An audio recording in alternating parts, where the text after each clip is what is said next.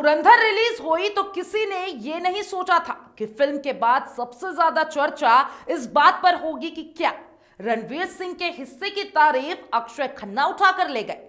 Social media पर एक अजीब सा माहौल बन गया है जहां लोग फिल्म को लेकर दो हिस्सों में बंटे हुए हैं। कुछ लोग कह रहे हैं कि यह जबरदस्त फिल्म है और कुछ इसे पूरी तरीके से नकार भी रहे हैं। लेकिन इन दोनों ध्रुवों के बीच एक बात लगभग तय मानी जा रही है और ये वो है कि अक्षय खन्ना इस फिल्म के सबसे ज्यादा चर्चित चेहरे बन गए हैं।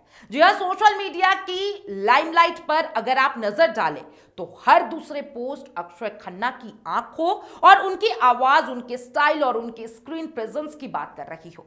लोग यह तक कह रहे हैं कि जैसे एनिमल में बॉबी देओल रणवीर कपूर के साथ छा गए थे, वैसे ही कुछ धुरंधर में अक्षय खन्ना ने रणवीर सिंह के साथ कर दिया है।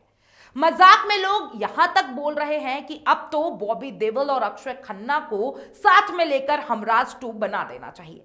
लेकिन इस मजाक के पीछे एक गंभीर सवाल छिपा है। क्या वाकई अक्षय खन्ना ने रणवीर सिंह की मेहनत और कामयाबी पर पानी फेर दिया है? क्या रणवीर सिंह के फैंस को बुरा लगना चाहिए कि उनकी फिल्म में सारी सुर्खियां एक नेगेटिव किरदार ले गया? यह सवाल जितना आसान लगता है, जवाब उतना ही परतों वाला है। अगर फिल्म को ध्यान से देखा जाए तो यह साफ महसूस होता है कि रणवीर सिंह इस कहानी की रीढ़ है। वह फिल्म की जान है और उसका पावर हाउस है। एक अंडरकवर एजेंट के रूप में सालों तक दुश्मन की जमीन पर रहना, अपनी पहचान को मार देना, हर वक्त डर और गुस्से के अंदर दबा कर रखना, ये सब रणवीर सिंह ने जिस गहराई से निभाया है वो आसान काम नहीं है। उनकी आंखों में एक अजीब सा खालीपन है, एक थकान है, साथ ही एक दबी हुई हिंसा भी है जो कई सीन में दर्शक को बेचैन कर देती है। फिल्म में ऐसे कई पल हैं जहां रणवीर सिंह सचमुच दिल निकाल कर रख देते हैं। चाहे वह बीफ खाने वाली सीन हो जहां उनका किरदार अपनी आत्मा के खिलाफ जाता है, या फिर नारेबाजी वाली सीन जहां देश पर हमला होता है और भीतर का भारतीय बाहर आने को छटपटाता है। इस सभी दृश्य में रणवीर सिंह की एक्टिंग बेहद प्रभावशाली है। वह जंगली लगते हैं, असहज लगते हैं और बिल्कुल सुरक्षित महसूस नहीं होता है, जो इस किरदार की सबसे बड़ी मांग थी। इसके बावजूद सोशल मीडिया पर रणवीर सिंह की चर्चा उतनी नहीं हो रही है जितनी अक्षय खन्ना की। इसकी वजह रणवीर सिंह की कमजोरी नहीं है, बल्कि अक्षय खन्ना के किरदार की प्रकृति है। अक्षय खन्ना इस फिल्म में रहमान जकैत के रोल में है, जो एक ऐसा विलन है जिससे डर पैदा करना है, छाप छोड़नी है और आते ही माहौल बदल देना है। उनके पास ज्यादा डायलॉग है, ज्यादा प्रभावशाली एंट्री और एक ऐसा करिश्मा है जो तुरंत ध्यान खींच लेता है। अक्षय खन्ना का स्क्रीन प्रेजेंस इतना मजबूत है कि वो हर सीन में छा जाते हैं। उनकी आंखें, उनकी आवाज का ठहराव और उनका शांत लेकिन खतरनाक अंदाज दर्शकों को तुरंत बांध लेता है। ऊपर से 90 के दशक के दर्शकों के लिए अक्षय खन्ना एक इमोशनल कनेक्शन भी है। एक समय था जब टैलेंट के बावजूद वो इंडस्ट्री में थोड़ी पीछे रह गए थे और शायद यही वजह है कि आज दर्शक दिल खोलकर उनकी तारीफ कर रहे हैं। यह भी समझना जरूरी है कि हम आज एक ऐसे सिनेमा के आदी हो चुके हैं जहां हमें तुरंत रिएक्शन चाहिए, जो सीन तुरंत वायरल हो जाए, जो डायलॉग तुरंत मीम बन जाए, वही हमें ज्यादा याद रहते हैं। बॉबी देओल का एनिमल वाली एंट्री सीन का, यह अक्षय खन्ना का डांस और स्टाइल, ये सब तुरंत सोशल मीडिया पर चलने लायक है। रणवीर सिंह का काम ऐसा नहीं है। उनका करियर धीरे धीरे खुलता है, परतों में सामने आता है और उसे समझने के लिए धैर्य चाहिए। रणवीर सिंह का कैरेक्टर अंदरूनी संघर्ष से भरा हुआ है। उसे बार बार सिखाया जाता है कि गुस्से पर कंट्रोल रखो, भावनाओं को दबाओ और शांत रहो। यही वजह है कि उनके कई सीन खामोशी में है, एक्सप्रेशन में है, आंखों में ठहराव में है।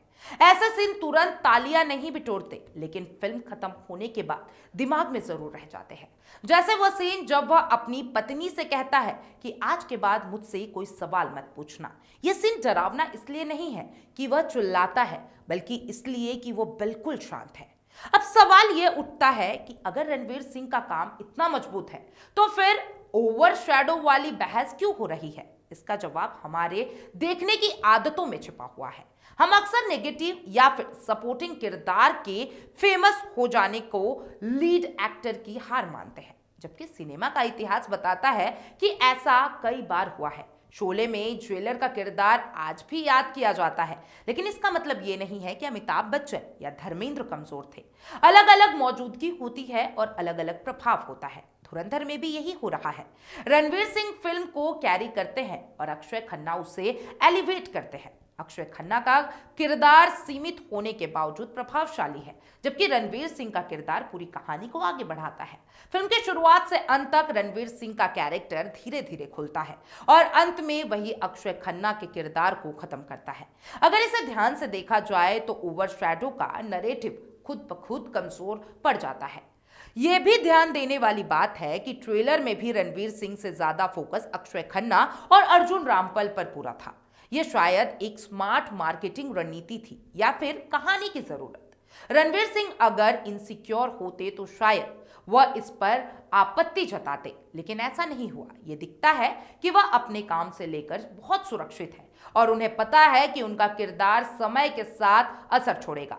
अंत में सच यही है कि यह किसी एक की जीत और किसी एक की हार की कहानी नहीं है। यह दो अलग तरह की कलाओं का प्रदर्शन है। अक्षय खन्ना की कला तेज, प्रभावशाली और तुरंत पकड़ में आने वाली है, जबकि रणवीर सिंह की कला शांत, गहरी और धीरे असर करने वाली है। दोनों ने अपने अपने हिस्से का काम पूरी ईमानदारी से किया है और शायद यही वजह है कि धुरंधर इतनी चर्चा में है। इसलिए रणवीर सिंह के लिए बुरा महसूस करने की कोई वजह नहीं है। उनकी परफॉर्मेंस कमजोर नहीं है और फिल्म की सफलता में उनका योगदान बहुत बड़ा है। अक्षय खन्ना की तारीफ भी पूरी तरीके से जायज है, क्योंकि उन्होंने अपने रोल को क्लास और करिश्मा से भर दिया है। सबसे अच्छी बात यही है कि एक ही फिल्म में हमें दो यादगार परफॉर्मेंस देखने को मिली। अगर कुछ महसूस किया जाना चाहिए तो वो खुशी है। खुशी इस बात की कि हिंदी सिनेमा में अब भी ऐसे कलाकार हैं जो शांति को कमजोरी नहीं बनने देते हैं और खामोशी में भी तूफान पैदा कर देते हैं। धुरंधर इसी वजह से याद रखी जाएगी, ना कि यह वजह से कि कौन ज्यादा ट्रेंड कर रहा है। आपने देखी धुरंधर मूवी? कमेंट बॉक्स में अपनी राय जरूर दीजिएगा और मूवी कैसी लगी ये भी जरूर बताइएगा। और तमाम इस अपडेट्स के लिए एफएम न्यूज के साथ बने रहे।